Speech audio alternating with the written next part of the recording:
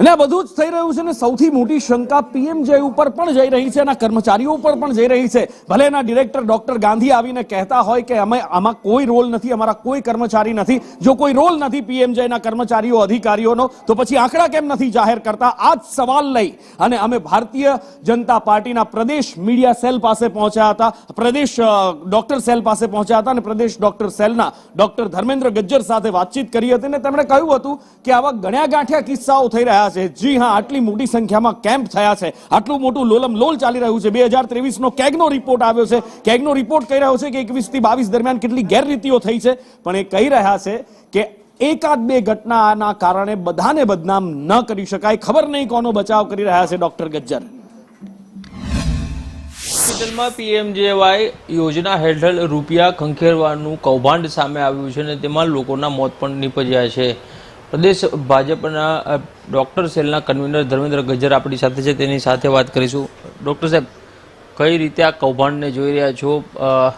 સરકારની યોજના છે ને તેમાં ખોટી રીતે સ્ટેન્ટ બેસાડવાને રૂપિયા ઉતારી લેવા, શું કહેશો? મુખ્યત્વે આ જે પીએમજેવાય યોજના છે એનો હેતુ સરકારનો ખૂબ ઉમદા છે.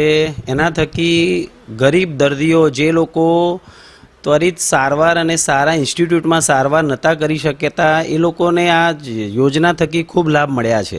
પહેલાં એવું કહેવાતું હતું કે જોઈન્ટ રિપ્લેસમેન્ટ સર્જરી એ ફક્ત એફ્લુઅન્ટ ક્લાસ લોકો જ કરાવતા હતા. હવે તો તમે જુઓ કે પીએમજેવાયના હિસાબે જે એકદમ જરૂરિયાતવાળો ગરીબ દર્દી છે એની પણ એક જોઈન્ટ રિપ્લેસમેન્ટ સર્જરી થઈ શકતી હોય છે.